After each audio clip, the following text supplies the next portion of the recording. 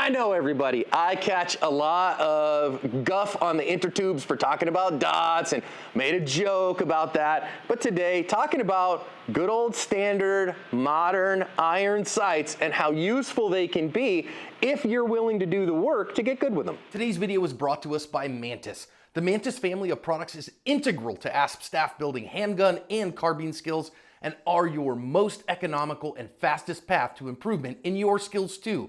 Whether you choose the X10, the Laser Academy, the Blackbeard, or use them all in concert, they will help your practice be more effective, efficient, and fun. Go check them out, pick up a unit, and thank them for sponsoring today's video. Welcome back to the channel. We are here at C2 Tactical in Scottsdale, Arizona. Thank you to them for letting us use some range. This is my home range, and so if you're in town, come over and say hi, right? You see me out here on the range, which I'm out here pretty regularly. Come say hi, right? Grab a selfie, whatever. Say hi, high fives, whatever. Just don't like punch me in the nuts or whatever. And listen, I'm using this USP. This HK USP came to me in this configuration, LEM trigger, standard stock LEM trigger and iron sights. Eventually, once this is all done, I'm gonna have Langdon Tactical Technologies put their zhuzh all over this guy, right? And we'll transform it. But for now, I wanna talk about the use of the iron sights. So, a few years ago, I was at the NRA annual meetings and somebody asked me a question about whether I believed pistol-mounted optics were useful in my presentation on lessons learned from analyzing 45,000 gunfights. And I said, yes, absolutely, all day, yes. If anybody, I think I said 2022, might have been 2023. I said, anybody using irons in 2023 is gun Amish. And that made everybody laugh. And I was like, look, I'm only joking, right? I'm only serious, or ha ha ha. And it was a joke, right? So it was a running gag. But we put that out as a short because, hot edgelord takes on the internet get clicks and all that stuff. And so it did maybe chap a few posteriors. Some people were kind of frustrated at it. Guys, it was a joke, like lighten up. An iron-sighted gun can work fine, but you do have to do the work to make it better, okay? So there's a reason that in the optics world, like in the competition shooting world, optics are their own division, right? Because they make the best in the world, they give them such an advantage, 5–10% advantage, and in that world, among those people, it's huge. That said, you can do plenty of good work. There's plenty of people that have won real gunfights with iron sights. In fact, I'm still looking for a private citizen who used an optic-mounted pistol to win a real gunfight, right? I think that the folks that put in the transition to the optic, so far I haven't seen any of them get in a real gunfight. I haven't seen an optic on a private citizen. See them in cops all the time now, but not in the private citizen world. I think those are gonna start to show up, but not quite yet. So, what are we working on here today? Well, today I want to talk about, so the thing with the iron sights, and here you can see, again, these are standard 3-dot sights, right? I don't love 3-dot sights, quite frankly. If you're going to use irons, I love maybe a big, bright square dot in the front and then a blacked out rear. If I was going to pick a set of sights, like something that I might really like, I might do something like Trijicon HD XRs or something like that. Or a set of Heinies or something like that, blacked out rear, and even a blacked out front is just fine too. But if I had something in here, I'd like a square, because I want to put a square in a square if I can. Now, I'm going to tell you that from shooting the dot gun, so I carried a iron-sighted pistol from when I started carrying a handgun in 2006 until I transitioned to the dot in like 2017. So I got about 11 years of iron-sighted work, and I didn't really start training until like 2014 or so. So like, so we say 3–4 years of really hard training with the irons and then transition to the dot. I've been training with the dot since 17, so like 7–8 years. But I will say running a dot makes your iron sights better. So I'm going to encourage you here. We were taught for many years to hard front sight focus, that when you see down these dots, I want a blurry front sight, I want a very brightly, like in focus front sight and a blurry target. I don't actually teach that anymore, and I don't think most of the quality national trainers that I know teach that. We teach accommodate the sights that you have to the level you need to get the hits you need in the moment, okay? So as a general rule, when there's a deadly threat, you're gonna focus on that deadly threat. Now, what we would rather teach is I wanna get the gun into my line of sight here, and I am focused on the target. I am focused on that target, which I have some B8s out here is all. And I wanna stay focused on that target, get the gun up to my face, and have some idea of blurry rear sight, blurry front sight, sharp target. And I think we can get good hits on that out to some distance if we know how to do that, right? Even in an iron-sighted pistol. So let's test it a little bit and see if we can. I'm standing at the 7-yard line. We're shooting at a B8 target. Let's just do I'm not gonna go rocket fast or anything like that. We're not working on any of those things. I just wanna see what kind of accuracy standards can I get staying target focused with blurry sights. That's what I'm after here, okay? So you're gonna have to trust me that I'm staying target focused and that I'm not doing the hard front sight focus. I don't think there's any objective way for me to tell you that. And if you don't trust me that I am, well then, you don't trust me, and that's okay too, okay? I'll vouch for him. All right, so gun is hot. Now, again, I'm standing at the 7-yard line, and all I'm gonna do is I'm gonna look at the X, top right B8 here, and I'm gonna stay focused on it, and I gotta remember that this gun is a 6 o'clock hold. So I am blurry front sight, blurry rear sight, and a focus target. Okay, now, I pushed that one pretty hard. I'm gonna take a second one here. Let's see.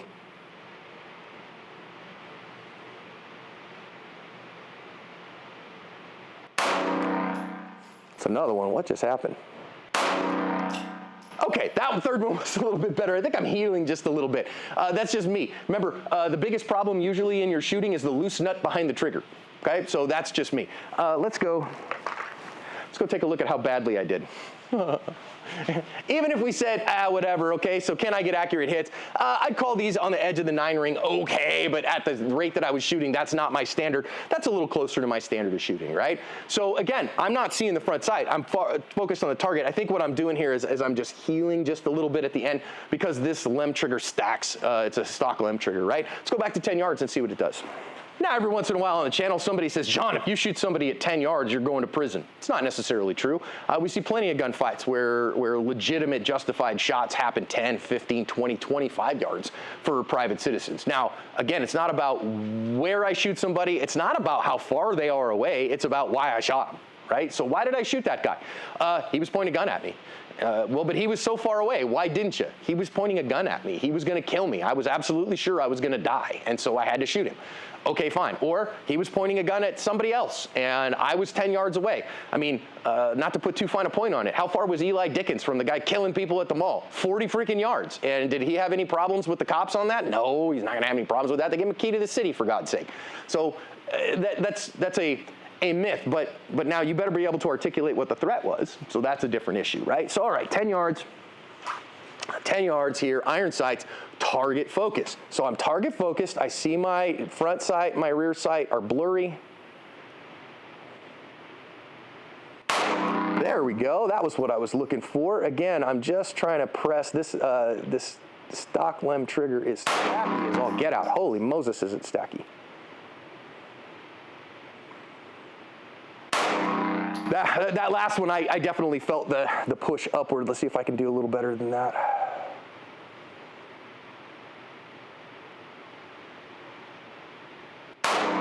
Yeah, not too bad. And again, the big thing I'm trying to do here right now is I'm not working at speed. What I'm trying to do is stay as target focused as I can, blurry front sight, blurry rear sight, and see if we can hit the accuracy standards we want. Let's go take a look.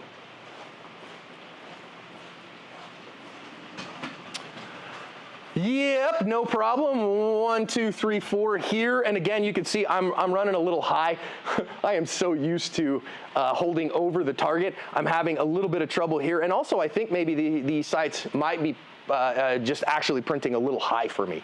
Again, this gun is brand new out of the box. So let's go back to 15 and see what we can do. All right, same thing, 15 yards, target focus. Target focus, right? Blurry front sight, blurry rear sight, target focus. I'm gonna guess this is gonna be a little harder.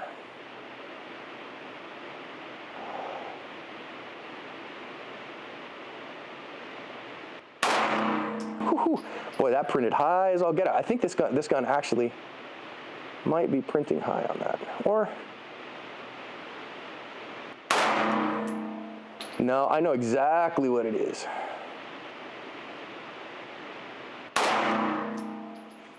Getting a little fog in my glasses here.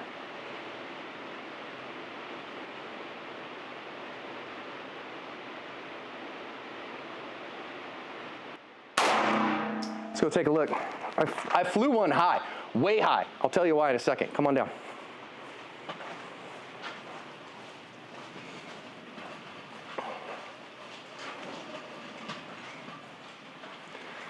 Yeah, that's a double, 1, 2, 3, right? So we got actually 3 shots really close to each other here and a flyer, right? Why this flyer? Well, because what I was doing is that I was kind of thought I was seeing the center dot together, but it was high. It was actually quite a bit high. So that what I saw is that when I reaccommodated my eyes and looked at the front sight, it was significantly high. And at 15 yards, you know, a half a blade of the sight high is going to throw you out of the 7 ring.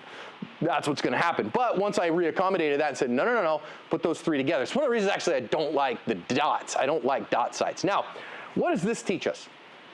Well, from an accuracy perspective, I mean, out at 15 yards, this range doesn't go beyond 20, and we've got a bunch of recording stuff back there, so I'm not going to show you past 15. Past about this 15-yard mark, it starts getting hard, man. It really starts getting hard to be target focused and get like an 8-inch circle worth of accuracy, the 8 ring worth of accuracy. But it's quite possible in there, right? So can you do good work with iron sights and stay target focused? Yeah, I think you can, right? Now, I will also say, do you notice it took me a decent bit of concentration to kind of maintain that?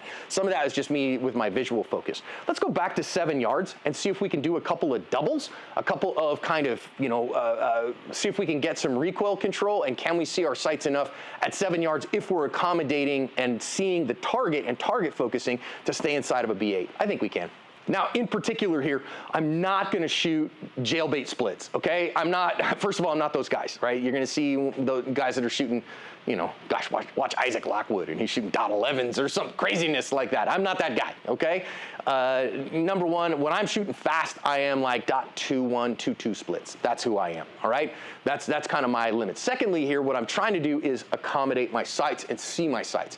So I'm going to slow it up to probably around 1/3 of a second, give or take, like 0.35 splits, just to kind of see and feel. Okay, so there's that. There's, yeah, a little high. Okay, and that second one, again, I got a good hit. It was just a little bit low. So not bad. Let's go take a look.